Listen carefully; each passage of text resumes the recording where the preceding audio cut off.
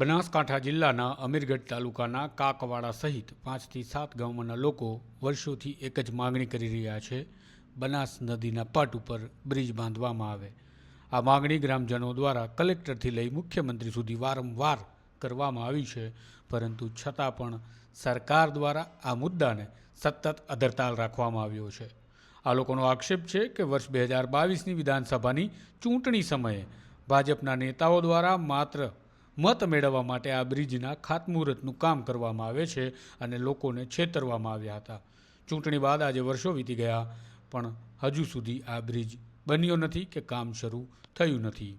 પરિણામે ખાતમુહૂર્ત માત્ર રાજકીય દેખાડો હોય તે પ્રકારનું લોકો માનવા લાગ્યા છે। આ બ્રિજના અભાવે સૌથી મોટો ભોગ વિદ્યાર્થીઓ બની રહ્યા છે। કાકવાડા સહિત આસપાસના ગામોના વિદ્યાર્થીઓને આજે પણ શાળાએ પહોંચવા માટે ઠંડીમાં બનાસ નદીના પાણીમાંથી પસાર થવું પડે છે। નાના બાળકો જીવના જોખમે નદી પાર કરી અભ્યાસ કરવા મજબૂર બન્યા છે।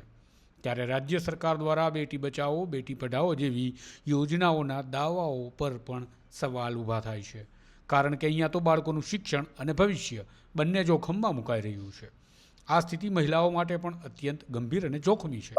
અમીરગઢ તાલુકાના કાકવાડા ગામથી લઈને આજુબાજુના 5 થી 6 ગામડાઓ લોકોની વર્ષો જૂની માંગ છે કે કાકવાડા બનાસ નદીની અંદર પુલ બનાવવામાં આવે।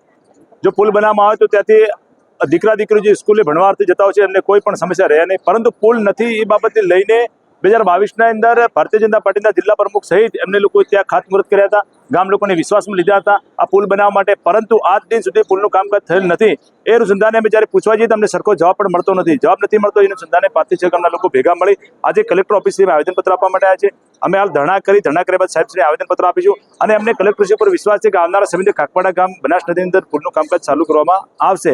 જો ચાલુ કરવામાં નહીં આવે તો આવનારા સમયની અંદર વરસાદ પહેલા અમે કલેક્ટર ઓફિસે ધરણા ઉપર બેસવાના છીએ। તો અમે કલેક્ટર સાહેબ જોડે આશા રાખીએ છીએ, આપ જિલ્લાના રાજા છો, જિલ્લાના રાજા તરીકે પ્રજા અને તેના લોકોની આપણી જોડે અપેક્ષા હોય છે, એટલે આપે અમારું કામ કરાવશો એમ આશા અને અપેક્ષા સાથે અમે આવ્યા છીએ, તો અમારું કામકાજ કરશો તેવી અમને અપેક્ષા છે। બનાસ નદી પસાર થઈ રહી છે, પણ તકલીફ અમને એ છે કે પુલની તકલીફ વધારે છે।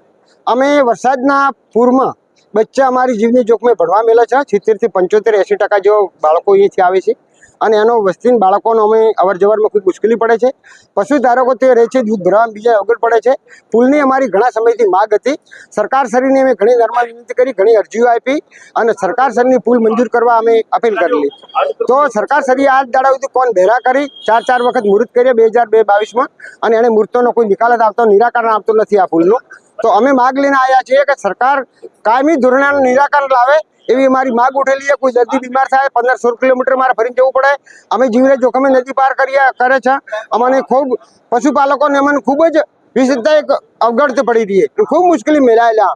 તો ઘણા સમયથી માગ એ સરકારશ્રીએ વર્તમાન સરકારને અમે અપીલ કરી રહ્યા, વર્તમાન સરકાર અભળતી નથી।